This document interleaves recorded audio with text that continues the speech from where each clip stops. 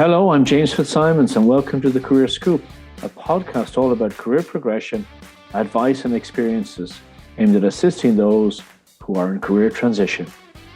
Today my guest is Ken McCarney, Principal of CAM Advisory Services and former CEO of MUFG Investor Services. Ken is a senior C-suite executive with over 20 years experience in the financial service industry in Ireland, Bermuda and Japan. He has a proven track record of achievement and success in multiple fields, including operations, finance, change, and people management. I'm delighted to welcome you to the show. Thank you, James. Very honoured to be asked to participate. And I really enjoyed the previous Career Scope podcast, so delighted to be taking part. That's great. So just to jump into it very quickly, would you share with the listeners overview of your career to date? Any highs and lows? Any funny stories? I could argue maybe it's all been one long funny story, but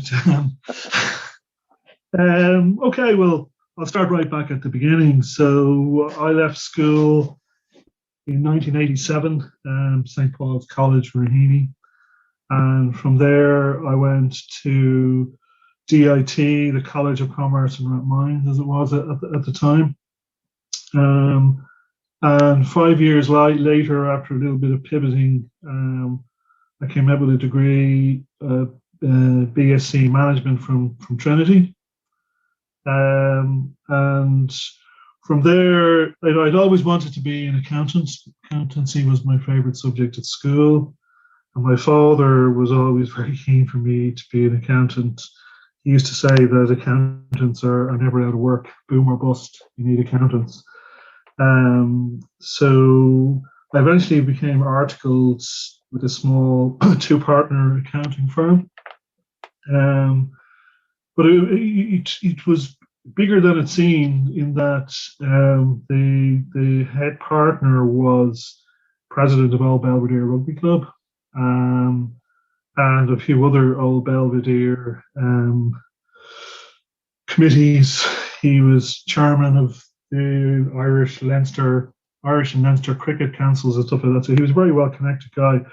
So we're a small firm. We had exposure to some large clients, and it was a great 5 years of learning how to build, how to account for companies from bottom up, rather than going in and auditing stock. I was taking plastic bags full of accounts and building financial statements from that. I finished my articles in 1997. At the time, I had offers from KPMG and Ernst & Young, as they were at the time. But financial services was really starting to take off, piqued my curiosity. And I took a job with IFS, International Fund Services, who are based in the EY building, actually, on Harcourt Street. And going from a two-partner firm to an international fund services firm was a real eye-opener. It was like joining NASA. I used to say everything was focused around technology, computers, and desktops everywhere. And I guess the biggest culture shock to me was that the core hours were 8 till 6, which was very unusual at the time, very, very American, 8 till 6. But in reality, it was 8 till 10 or 11, 3 or 4 times a week, as opposed to the standard 9 to 5 that everybody was used to. But it was a great place to learn. They had a phenomenal culture in terms of wanting to be the best and making sure that anything that went to a client was correct down to the last penny. And it really instilled in me a culture of excellence, a culture of premium client service that I've kept with me throughout my career. And I've seen it in other firms that it's not always there, but with IFS, it was very much drilled into you. The other thing, although, like as I say, it was like NASA, the actual technology around funds and financial services at the time was actually very basic. So in order to correctly record and account the transactions, you really had to step back and understand the financial instruments, how they worked, what the components were, what drove the profitability. So again, it was a phenomenal place of learning. So now if I look at the profit and loss account for a fund, if there's something wrong in it, I can probably pick it up just from looking at it. Just from knowing those basics, being able to put it together almost manually, it really was a phenomenal learning curve. And I was quite lucky then in that one of my largest clients when I was with IFS approached me after I'd been there about 3 years. It was a company called West End Capital. They were relative value fixed income arbitrage fund managing Warren Buffett's $1.5 billion of Warren Buffett's personal money. They were headquartered in Bermuda, but looking to set up a presence in Ireland. And they asked if I would come in and set that up, which was pretty daunting. After only being 3 years qualified and really only learning the ropes in IFS to going in a relatively senior role in a hedge fund, but it was an opportunity that was too good to turn down. And plus it was an opportunity to go to Bermuda, which there weren't too many opportunities to go to places like that at the time. So I moved to that, took on that role. But after just 6 weeks, my boss in there quit. And I was actually then parachuted in to lead both the middle and back office globally for the business. So I was really, dropped into from a height, and I had to, learn to swim pretty quickly. And literally within 3 months of me sitting in a desk on Harcourt Street, I was sitting across boardroom table from senior executives in Lehman Brothers and Credit Suisse and Goldman Sachs and JP Morgan. And, basically having to bluff my way through conversations with these people. But again, it was a phenomenal experience. And I've always been very proud that I was able to pull myself through. A lot of people would have just collapsed with the pressure. So I established the business with West End in Ireland, got the investment management license from the Central Bank of Ireland, which was a lot less arduous to do in 2000 than it would be today. But still, the process had to be gone through. Eventually grew the office in Dublin to 30 people, primarily back office and programmers. But then we were hit with the double whammy of the dot-com crash and 9/11. And the markets just took a walloping. So the powers that be decided that they wanted to retrench, cut costs. So they made a difficult decision to shut down the operation in Dublin. But they really wanted me to stay on, and they asked would I relocate with my family to Bermuda. So we thought about it, not for very long. Literally the next morning it was snowing and my wife was driving. She's a teacher in St. Mary's in Arklow, and she was driving down the M11 in the snow, and she very quickly decided that she'd be more than happy to move to Bermuda. So in 2003 we moved to Bermuda with my 2-year-old son at the time, and the following year my daughter was born there. So I was with 2 years with West End in Bermuda, and then I was headhunted by another hedge fund down there called Everest Capital. And Everest Capital had about 4 billion under management.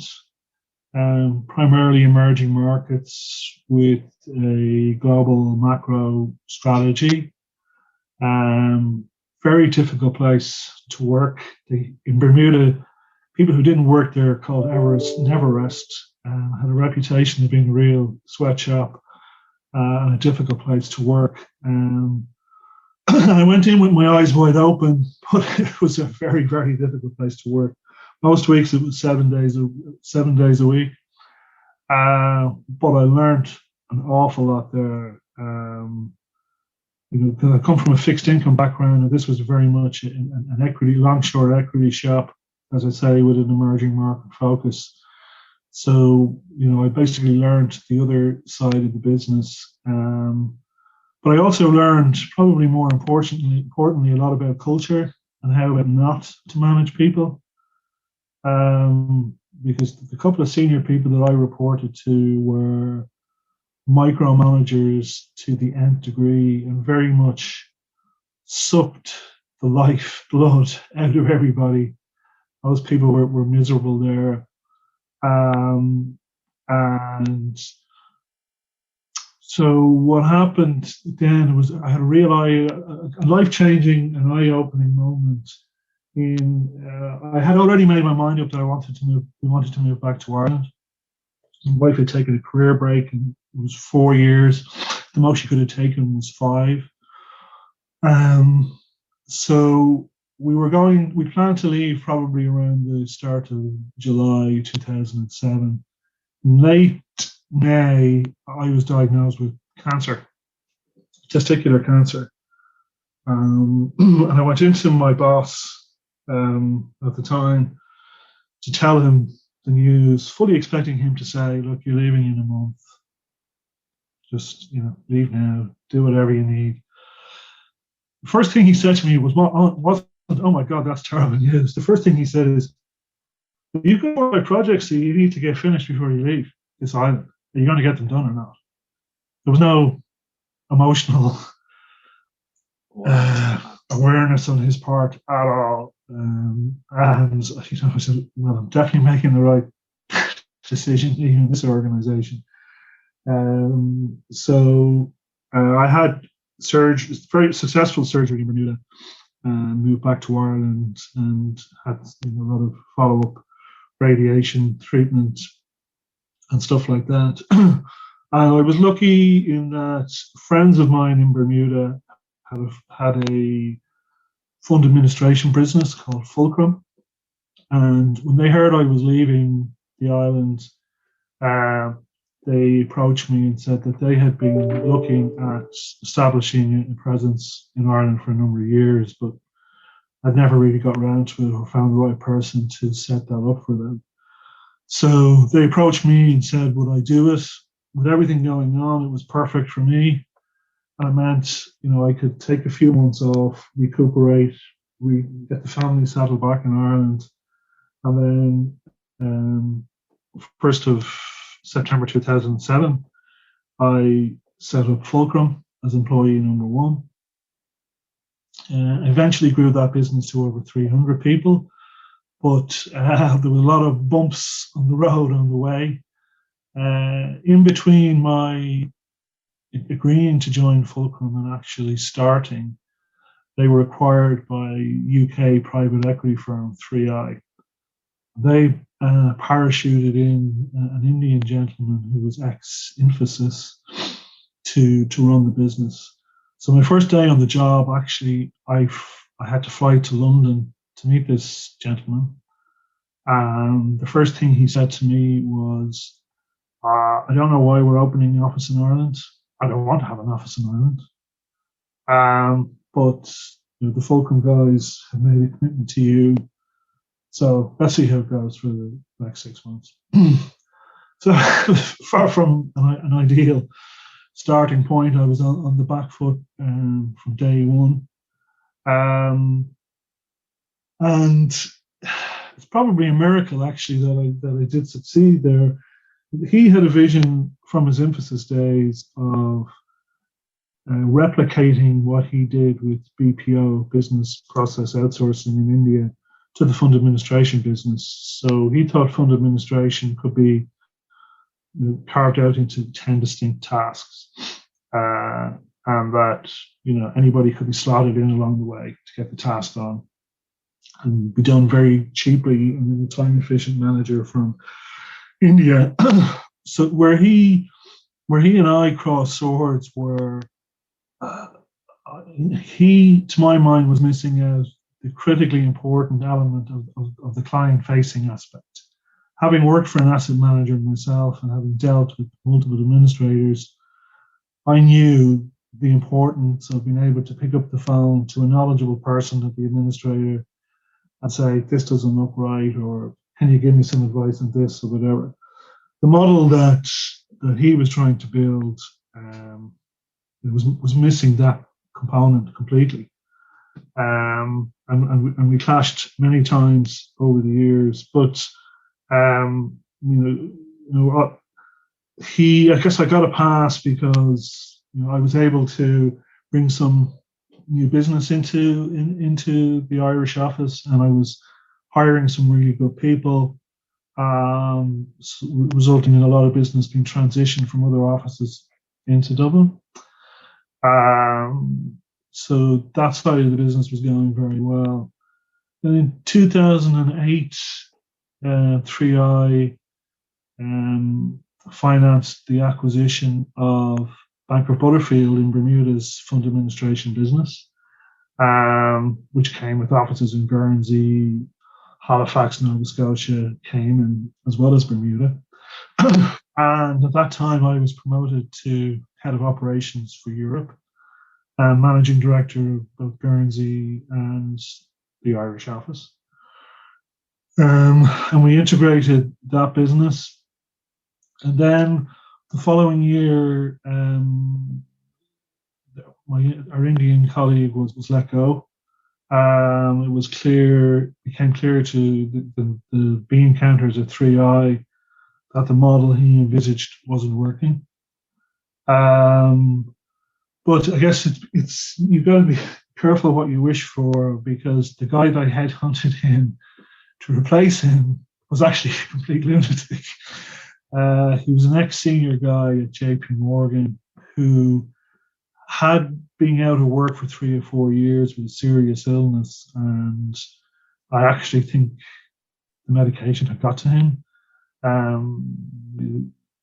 It was no joke that he used to go for a nap for 2 hours in the afternoon in the office in New York.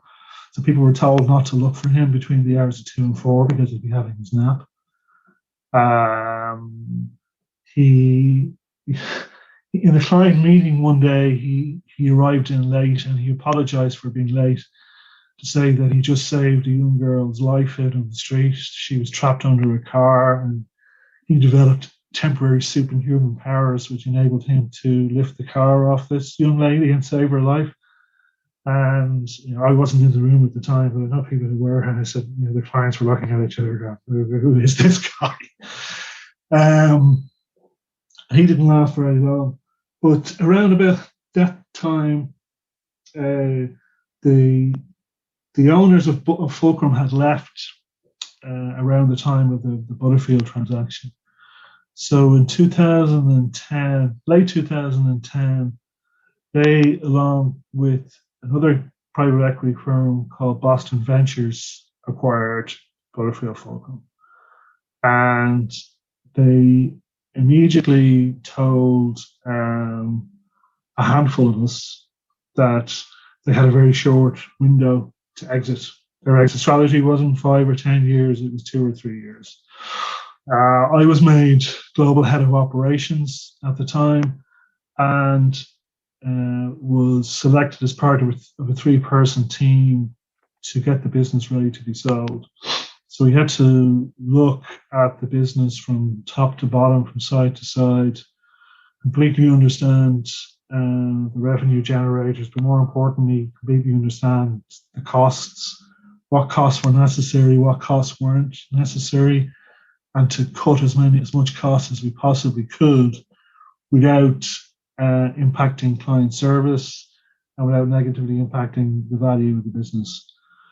It was a very interesting but very stressful 18 months. And then we started getting the business ready to be sold, working with Evercore, a financial services firm. Were selected to be to broker us. At one of the first meetings, the feedback they gave to us was, you need to, to sell this business, you need to get rid of your business in India.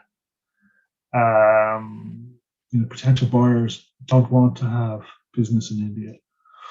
So I was tasked with looking at that. At the time, we had 340 people in Bangalore in India. So I started driving through the numbers, looking at timesheets, client profitability reports, etc. And I discovered, the more I looked into it, that I reckon my calculation was that in terms of efficiency, a fund accountant in Dublin would be 2.5 times more efficient than a fund accountant in India. So put this presentation to the board and to BV, who were more than happy to pull the plug. And I was given the lovely role of flying out to India to break the news to everybody. And I was sitting at home watching TV about a week before I was due to fly to India, and a story came up in Sky News about an American chap who went to, I think it was a different city in Mumbai, I think it was, to do the same thing, to shut down their operation there. And 2 weeks later, his body was found dead in the boot of a car at the airport in Mumbai. So I was very much freaked out heading to India to do that. But fortunately, we had good local legal advice, and being let go in India, there's such a stigma attached to that if you're ever let go, you'll never get another job. So the approach we took was literally to hand everybody a resignation letter and say, please sign here. I'll give you a good reference. So that went a lot smoother than it could have. And eventually we shut the operation down. Within 6 months, we replaced 340 people in India with 90 people in Dublin. So the savings were even greater than I thought, and saved the business $500,000 a year. So, kind of goes to show that India is not as low cost as you might think when you add in all the various factors. So, with the India operation go, they moved forward to sell the business. We made presentations to various businesses, and eventually we were acquired by the Japanese mega bank, Mitsubishi, MUFG, which is Mitsubishi UFG Financial Group. At the time, they were the third biggest financial services firm in the world. Only 2 Chinese banks were bigger than them, so much bigger than JP Morgan, et cetera, et cetera. So they acquired us to be their investor services arm. More or less immediately, I was made Chief Operating Officer, and that meant overseeing our operations in 10 different countries, 2,500 staff, and working on integrating our businesses within the Japanese bank. About 6 months after that, our CEO, ex-Fulcrum guy, decided that he was stepping down as CEO. So the Japanese asked me to step into the role. So I guess it was early 2014, I became CEO globally of the group. And about 6 months after that, we started looking at acquiring UBS's alternative fund services business. And eventually we closed that deal a year later in 2015. It was an unusual transaction in that they were much bigger than we were. They're twice as big as we were.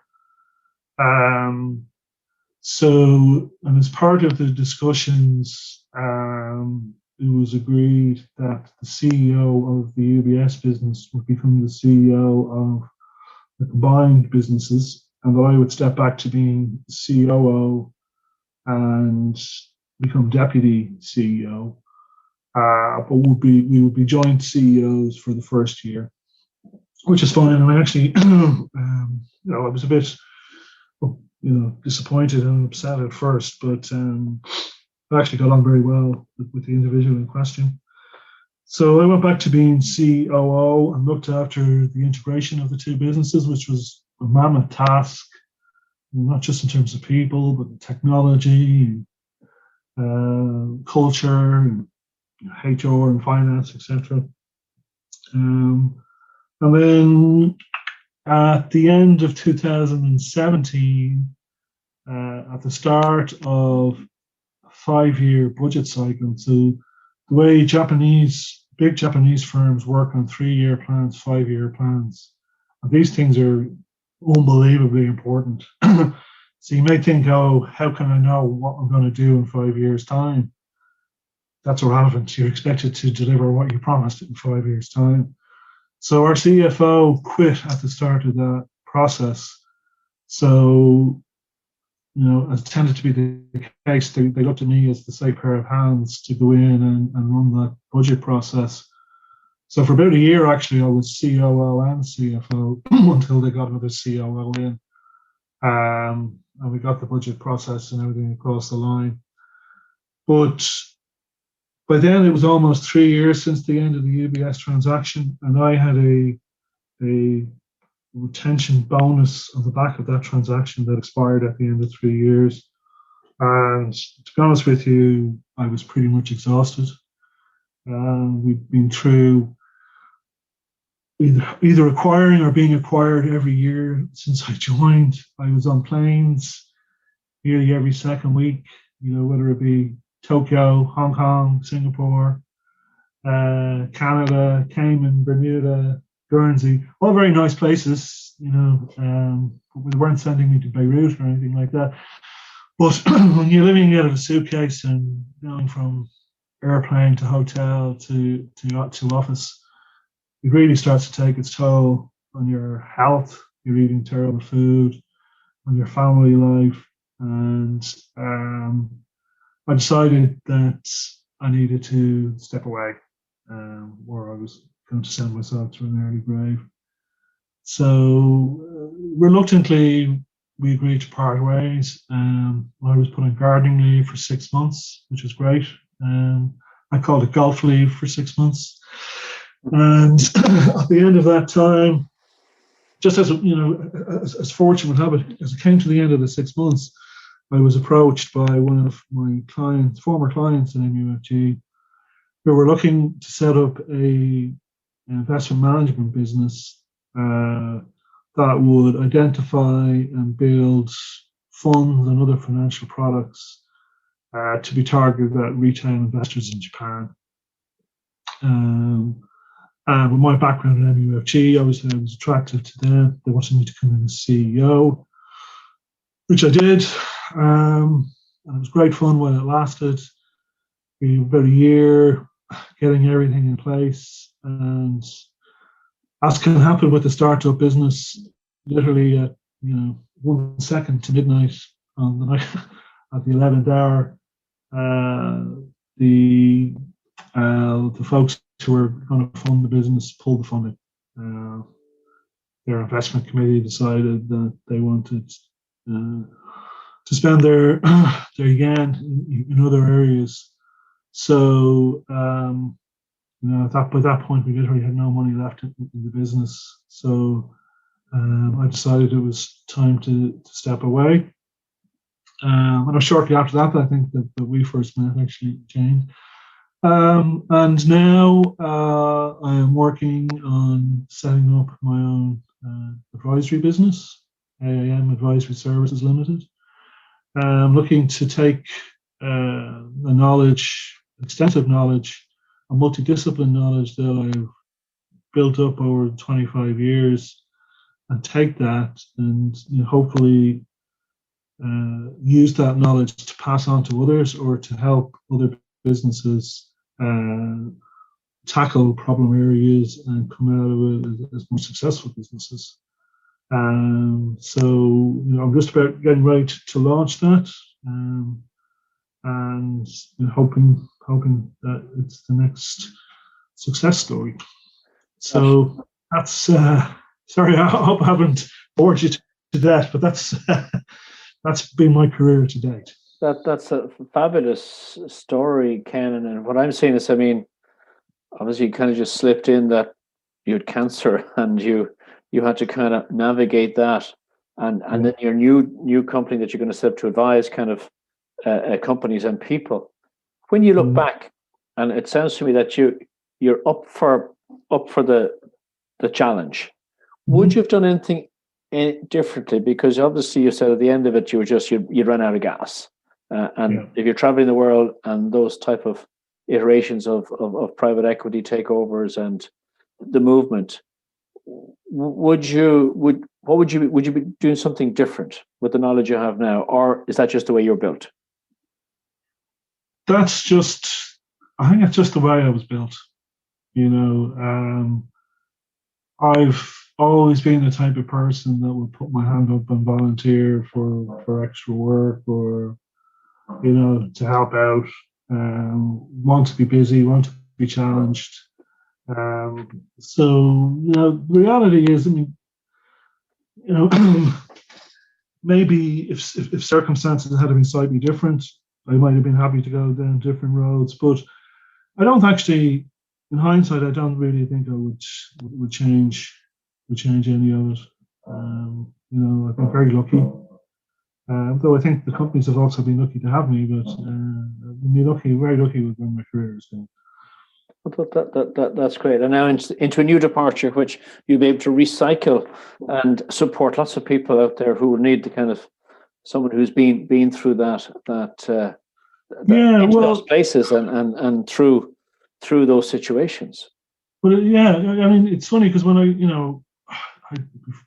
in between lockdowns, I had started to meet various people from the law firms and accounting firms that I would have done a lot of business with over the years, and they were asking me what your plans are and what would you like to do, and it actually made me step back and think. And what I settled upon or realized was I have been very lucky throughout my career that either people pulled me aside and gave me very sound advice, or I had mentors all along the road that helped me, steer quite a complicated route from time to time. And I realized that I would like to have that opportunity to pass that knowledge on to others. It seems a waste to have all that experience and not have an opportunity to use it for the better good or to share with others. And did you consciously look for mentors, or they were attracted to you? That can happen. I mean, formally, just say, "Hold on, I'm going to need a mentor now."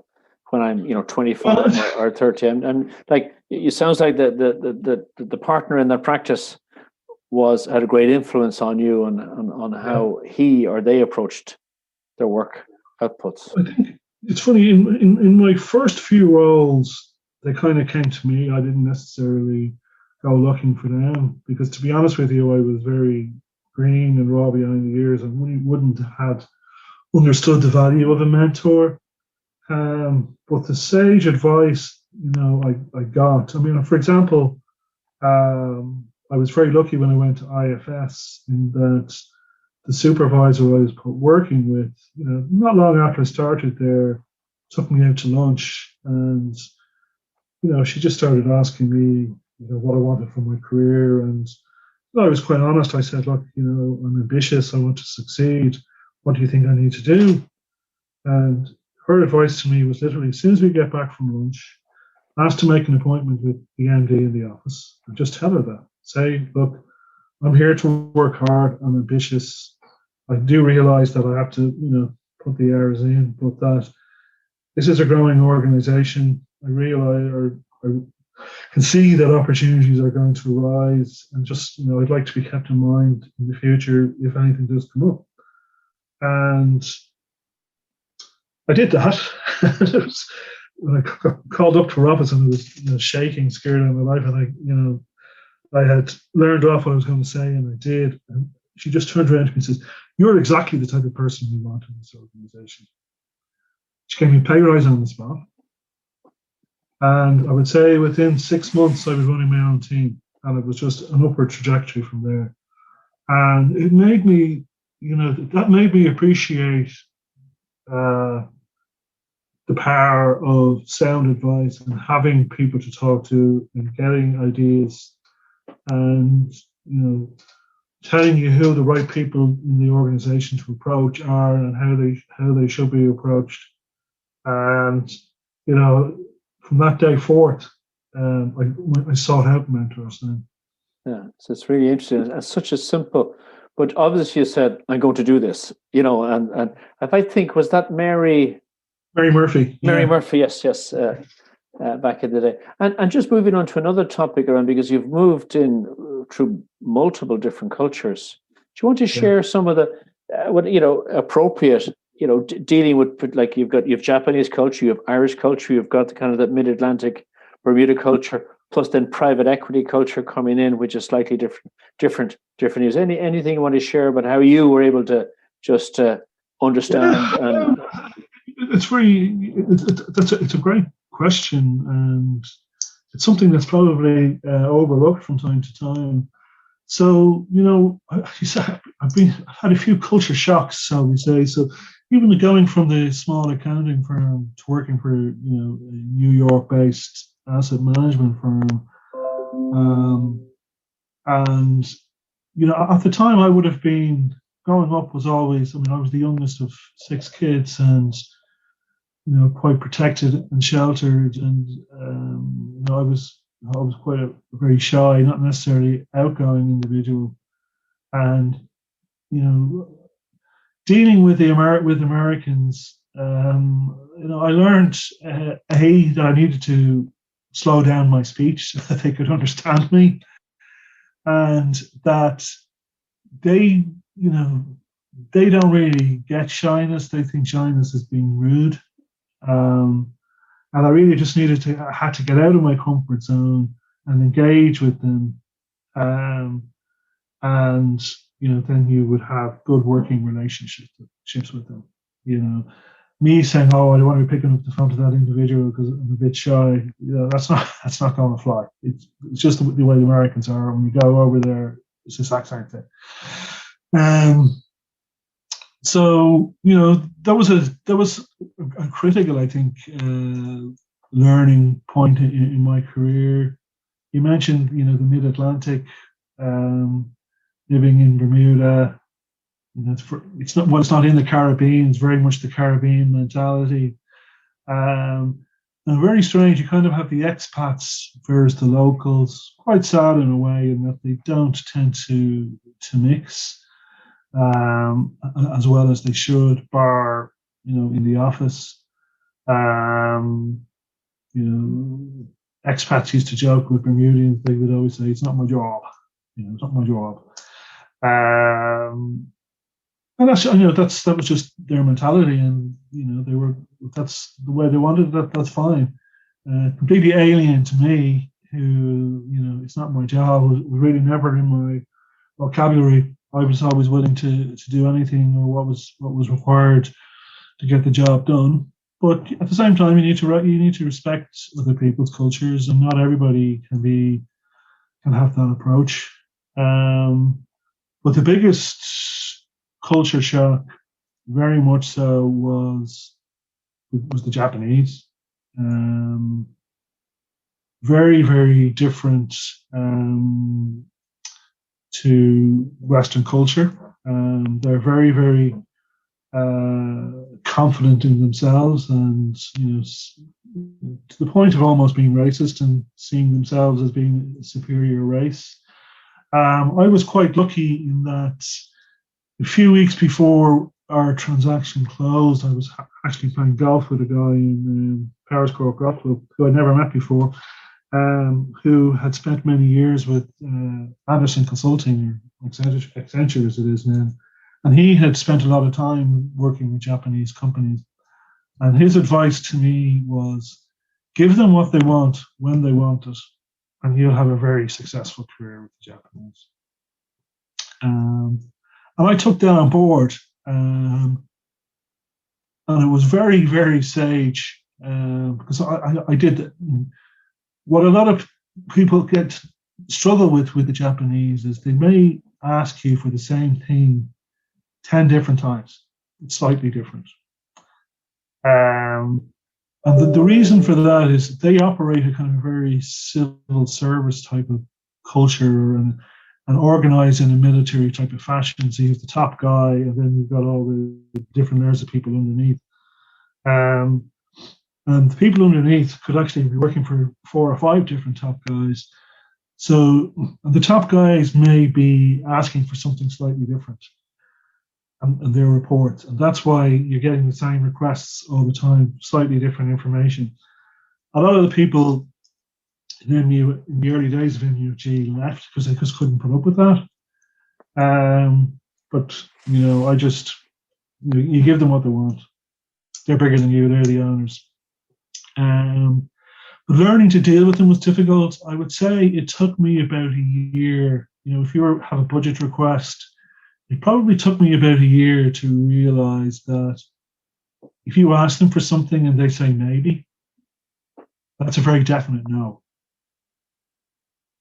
I'm going away thinking maybe, okay, he might come back to me in a couple of weeks. As far as he's concerned, he's told me no, because they find it very hard to say no and be, quite upfront about it. So that was challenging. And then obviously you've got things like the etiquette, the exchanging of business cards, which is almost like a ritual. I remember a funny story. A friend told me, it wasn't with our company, but he was a partner in KPMG in Los Angeles, and they were making a big presentation to become auditors for Sony in the US. And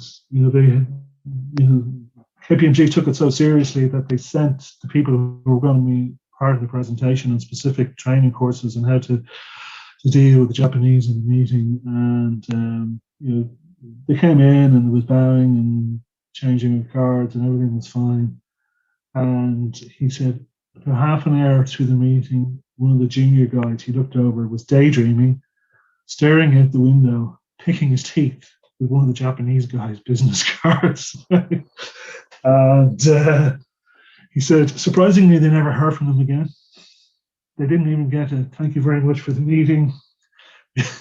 They're obviously so offended by it that it didn't even merit a response. And that's the type of thing that we don't necessarily appreciate here. You have to recognize there's different cultures, and they're very proud of their cultures and very set in their ways, and things have to be done just so. You have to respect that and move on.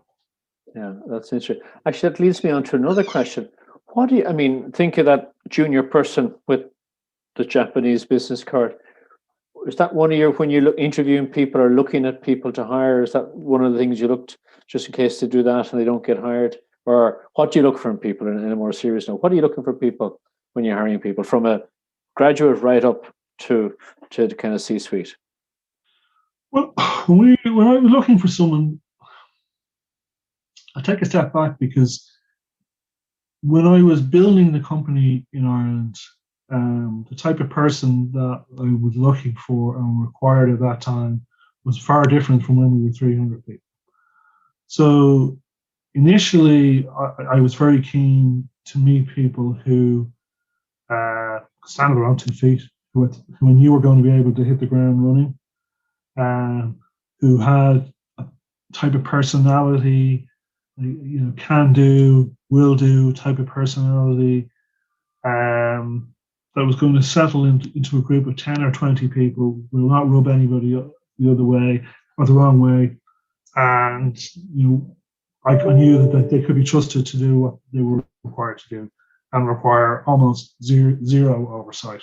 I learned now how not to manage people when I was in Bermuda, and I was determined not to follow those same mistakes. So micromanagement was not allowed.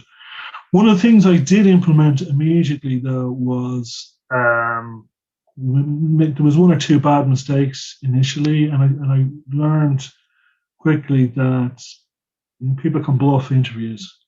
So I learned to watch out for people who kind of had standard, learned off answers.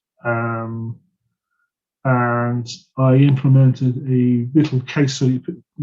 Folks, as part of the interview, would have to do a little test. We were given a small portfolio of securities on Excel with a price and valuation, and then we're given a bunch of Bloomberg printouts, and they were asked to calculate P&L for a period. It should take 10 or 15 minutes. Anybody who is a fund accountant should be able to do it with their eyes closed. It was amazing how many people that eliminated, that just couldn't do that. They would not have been able to hit the ground running. Once that test was implemented, along with the other characteristics that I was looking at people, very quickly built a strong team. And I also like to people who can think on their feet. At time to times, I could be a bit difficult by throwing out random questions. Some people don't like that. Some people reacted very badly to it. But I just wanted people who would be able to deal with a situation that they may not necessarily have been able to prepare for. As as the business grew, actually tended that what happened was Veronica van der Hoeven, who you had on the podcast before, became at age 4, and she encouraged me to step away from the interview process. The type of person that I traditionally wanted to hire, we didn't need them anymore. Every organization needs its doers and its 9-to-5ers. Can't all be people who are looking to be super successful. So having sat down with her, I outlined the type of personality and person that I wanted in the organization, and she got that immediately, and then was able to translate that into what we were looking for in terms of junior staff. Interesting that, and so and maybe for a younger members of the audience that are listening or more experienced, is that know who your audience is when you're going to interview with somebody. So what you present to them, and understand exactly what culture they are and what pace. It may not be for you, but understand that before you go in and try and figure that out. Networking. Sorry, just what I would say before we move on from that, James. Sorry, what I will say to it is, there's lots of organisations, and you may probably even do it yourself, who advertise interview skills and preparing people for interviews, and it's phenomenal. I've seen some of what's been done, and it's really, really good. But I think the important thing, especially I would say for graduates, as the people who've been through it all before, to appreciate is, that's only about 70 to 75% of it. There are bits that you really cannot prepare for, and you just have to be honest and get your own personality out there. And that's what I think is needed to get it across the line. Yeah, you can be prepared to tell me about yourself and what are your strengths and what are your weaknesses. But it's the softer stuff around that I think can not necessarily be trained, but it's important that you be honest and get your personality across. I would agree with that, and it's showing the human, because I was talking, a cousin of mine has just been employed by an organization called Stripe, and one of their questions in Stripe, if I'm correct, is that, do you want to work with this person on a Saturday? And if you don't, that's a red line, because realize if someone's giving up their free time to go to work, they want to be comfortable with the people that are around them, and that's not nothing wrong with that person. They just may not be that fit. It's a very interesting, soft skill. I was going to move on to networking. How important has that been for you in your career, and how have you approached it? Well, James, I would say it's been hugely important. The majority of the big steps I took in my career actually came through my network. So I was, through my network, I was recruited from West End Capital to, from IFS to West End Capital. And I was also then recruited, it was my network got me the job at Fulcrum, which obviously eventually became MUFG, and spent a long, successful 12 years there. And then my last role at Epoch was also through my network. So networking and use of having a network and using that network for me has been hugely important. And people joke about it. It is somewhat of a cliche. People say sometimes it's better, it's who you know, not what you know. And there's certainly an element of truth to that. I think I would actually change it slightly and say it's who you know as well as what you know. Those two things together are a perfect recipe for success. Networking for me was difficult. I mentioned, when I was younger, and it still really hasn't changed. I would be ordinarily a shy type of person who would find it difficult to go into a large room of people and seamlessly work the room. So when it comes to networking, I tend to be rather targeted if I'm actually going out and doing it deliberately. I make a lot of my network is probably gained through friendships. I met yourself obviously through Seamus Boylan. Guys I know through playing football when I was younger or playing golf. And actually, that's something I find, which I think is rather important. Team sports for a younger person is probably far more important, I think, than people realise.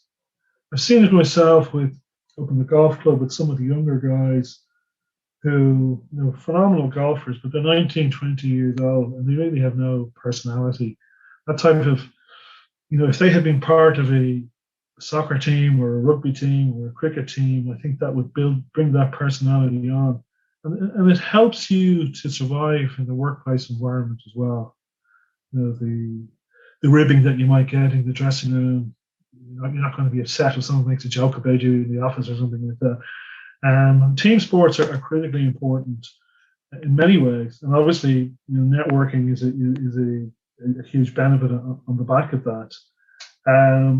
But I also I'm very conscious of the fact when it comes to networking that I would rather be a net giver than a net receiver. I don't like the thoughts of just ringing up people saying, "What can you do for me? What can you do for me? What can you do for me?" I'd like to be, if at all possible, to have it weighted towards what can I do? What can I do for you? Interesting. My last question, Ken, is 5 words to describe your career. 5 words to describe my career. Okay, well, the first one I'd say journey. It's been a journey with lots of roundabouts and zigzags, but it's been a phenomenal journey and a very enjoyable journey. Something that I never, 18-year-old me would ever have thought that I would have been able to go on. Flexibility. I've always been extremely flexible. As I said, I'd be the first person to put up my hand to do something. In the 12 years at MUFG, I managed, finance. Obviously, I'm an accountant, but I also managed operations. I managed HR. I managed IT. I managed everybody in the organization bar sales, and then when I was CEO, I managed sales as well. So I was able to adapt, to circumstances, and be successful in each role that I did. Third one, I would say circumstance. Being able to successfully deal with circumstances as they arise. Some people would say you need a lot of luck in your career, and I would disagree with that. I think it's okay. You can be lucky in terms of an opportunity arises, but it's how you deal with that opportunity. It's how you deal with the circumstance that makes it a success or not. Fourth, I would say, is friendships. Made a lot of friends along the way, and I am deliberately. I've always made it my goal not to try and fall out with people, especially when you're leaving organizations or whatever, to try and maintain those friendships and regularly offer the arm of friendship to people. I think it's very, very important, and I would like to consider myself a good friend. And then, lastly, I would say fun. It has been very fun, and hopefully, fun hasn't ended. No, you're on to your next departure of the CAM Advisory Services, where you're going to be. I think you're going to be hugely huge resource for executives and for companies to plug into. I think fingers crossed. Well, what you've shared today has been really interesting, and it sounds like you're like one of these German cars where you're on your second or third engine and the car is still going strong, because I think you 9 to 5 hasn't been part of your working job. It's more probably a little bit more than that. But Ken, I'd like to thank you so much for coming on the show today. It's been great to catch up, and I want to wish you all the best with the new venture. Thank you so much, James. Thank you for listening to the Career Scoop, brought to you by Elevate Career Advice and Elevate Executive Selection, Dublin and Bermuda. I'm James Fitzsimons, and I hope you've enjoyed listening. Join us next week for more episodes of the Career Scoop. Hope to see you there.